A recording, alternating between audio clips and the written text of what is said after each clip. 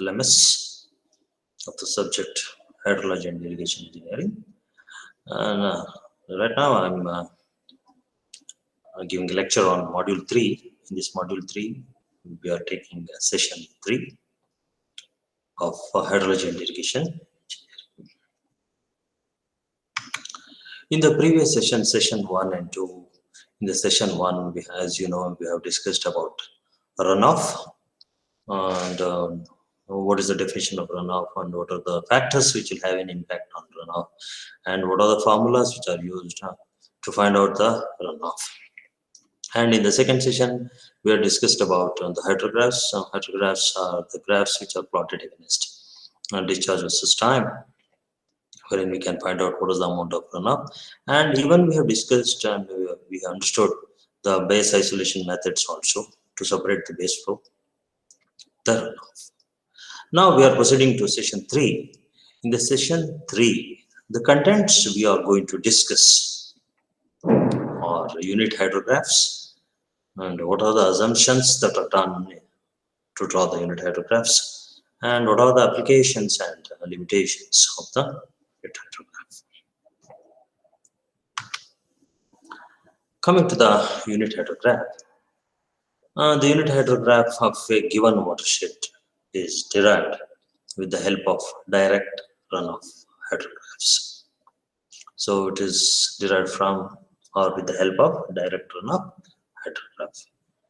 Coming to the definition, it is a typical hydrograph of direct runoff generated from unit depth of effective rainfall falling at a uniform rate over the entire drainage basin and is uniformly distributed during a specific duration. So you try to understand the difference between the hydrograph and the unit hydrograph.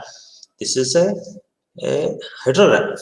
This is also a hydrograph of direct runoff, but it is generated from unit depth of effective rainfall falling at a uniform rate over the entire drainage basin and is uniformly distributed during a specific duration.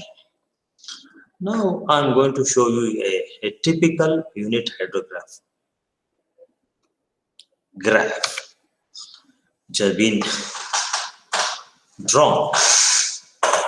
In the y-axis we have discharge in meter cube per second and in the x-axis it is time in hours. So graph has been drawn. As you know, they started from 0 and there is a rising limb and the crest is, as in the case of hydrographs, and as it is falling down, what we call is falling limb, then is falling in this direction. So this is this one, and the rainfall is 1 centimeter, yes, and this is a unit hydrograph, a typical unit hydrograph. Let's see what are the assumptions that are done to draw a hydrograph. The main assumptions followed for deriving unit hydrographs are as follows. Number 1, effective rainfall is uniformly distributed over the entire drainage basin. See, this is one assumption that is done, you have to keep in mind. Effective rainfall is uniformly distributed over the entire drainage basin and within its specified duration. The rainfall events of small duration generally produce an intense and nearly uniform effective rainfall. The produced hydrograph is of single peak with short-term base. Such a storm is termed as unit storm, is selected for unit hydrograph. So this is one of the assumptions that is done for producing the unit hydrograph. The second one is the effective rainfalls of equal duration will produce the direct runoff hydrographs having same or constant time base. That is the second assumption that is made in the unit. Third, the ordinate of direct runoff hydrograph is directly proportional to the depth of ER. This assumption is called principle of linearity or superposition. That is, the ordinate of direct runoff hydrograph is directly proportional to the depth of ER. And this is called principle of superposition or principle of linearity. The direct runoff of a given effective rainfall will remain invariably irrespective of its time of occurrence. This assumption is called principle of time invariance.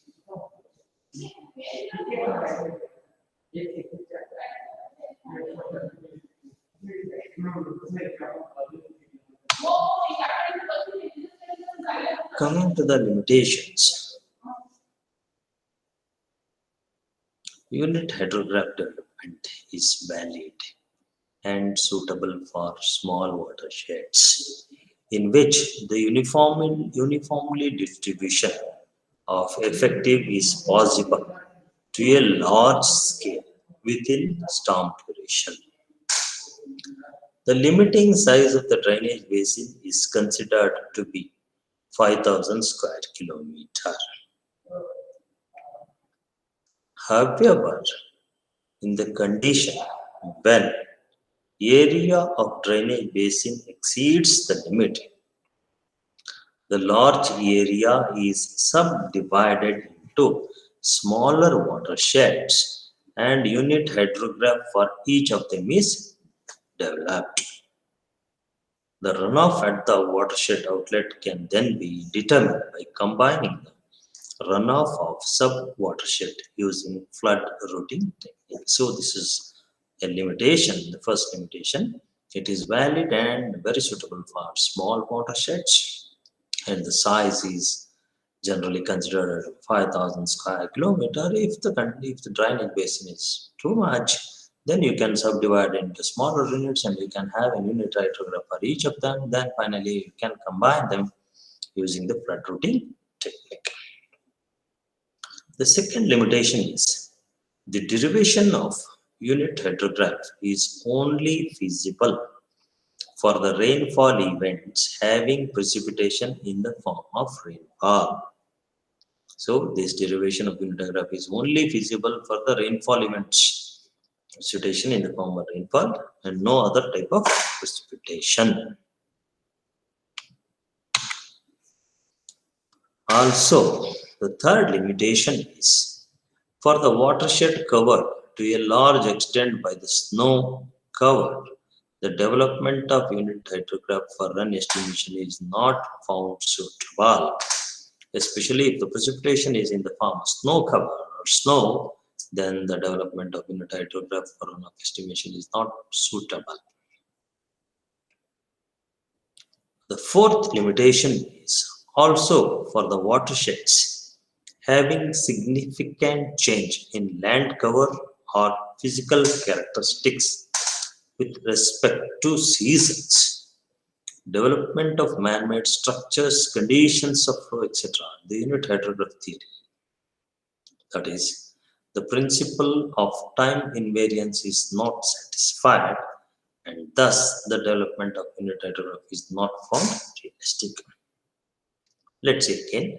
Also, for the watersheds having significant change in land cover or physical characteristics with respect to seasons, development of man-made structures, conditions of flow, etc. The unit hydrograph theory, that is the principle of time of invariance, is not satisfied, and thus development of unit hydrograph is not found realistic. This is the fourth limitations of the unit hydrograph.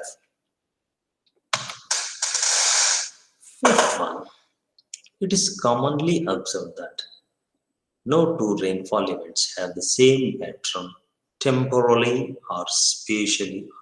Yeah, you know this. You cannot have the same type of rainfall events in the same pattern.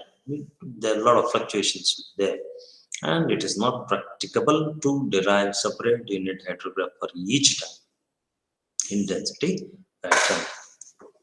Therefore, in addition to time limiting drainage basin area up to 5,000 square kilometer, if storms of shorter duration, say for 33 to 25% of peak times are selected, the runoff patterns does not vary drastically. This is one another limitations of the unit hydrograph. The principle of linearity assumption of unit hydrograph is also not valid because of the reason that there is a large variation in the quantity of direct or surface runoff formation. Even the level of peak runoff due to the rainfall event of short and large durations for the same watershed. The principle of linearity assumption of unit hydrograph is also not valid because of the reason there is a large variation in the quantity of direct runoff. Even the level of peak runoff due to the rainfall event of short and large durations for the same watershed. That is another thing we have to keep in mind. And the references are Subramania, Engineering Hydrology, Utrecha, Applied Hydrology. Thank you.